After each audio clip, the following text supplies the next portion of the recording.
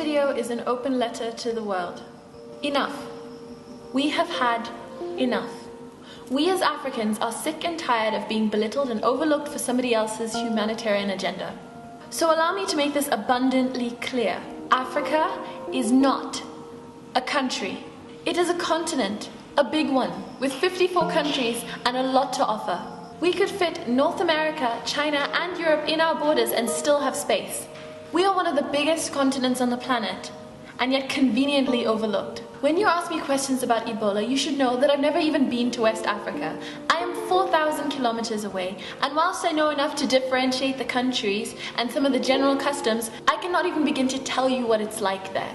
When I tell you that I live in Rwanda, and you ask me, isn't that dangerous?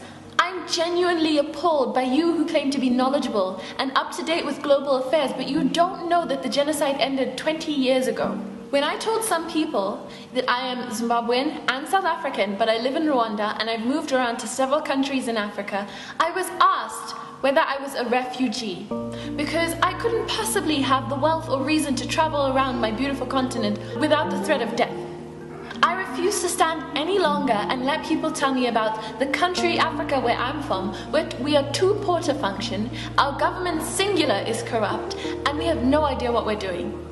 I refuse to be belittled and treated like a second-class citizen. I refuse to be made into a novelty when I achieve something great. You know, you all think that the way that you put Lupita Nyong'o on a pedestal and nearly worshipped her is amazing. Like it's the highest honor or accomplishment for an African. Don't get me wrong, we are very proud of her because when one of us achieves something great, we celebrate as communities. But if you think that you've painted Africa in a positive light through her, you've actually done the opposite. When you make someone an idol like that, it says to us that you are so surprised that an African could achieve something that great, like no one has ever done it before. Our continent is full of amazing and inspiring Africans who are making a difference in their communities. So it's not a surprise to us when one of us succeeds exceptionally. It seems like you think that is all we have to give, and that couldn't be farther from the truth.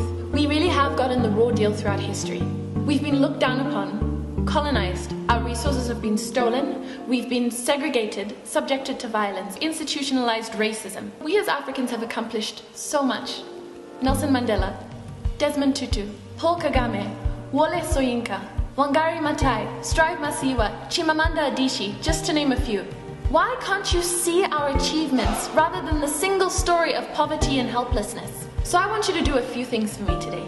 Take a mere 5 minutes out of your day to open Google and look up the map of Africa. Look at the different countries.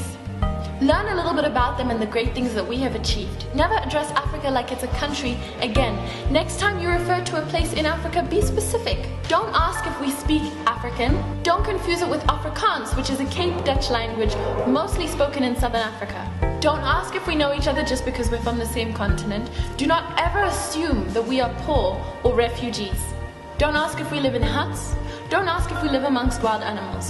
And remember that we as Africans were performing successful C-sections and brain surgeries thousands of years before European doctors took it upon themselves to wash their hands before surgery so that their patients would stop dying. We have been asking for years to be respected, to little avail. But today I put my foot down and I am calling you out. To quote Kapuscinski, "The continent is too large to describe. It is a veritable ocean, a separate planet, a varied, immensely rich cosmos.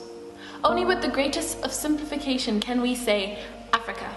And so I say to you, the rest of the world, that it is time to pay attention to us. We are very quickly overtaking you and we refuse to be overlooked any longer.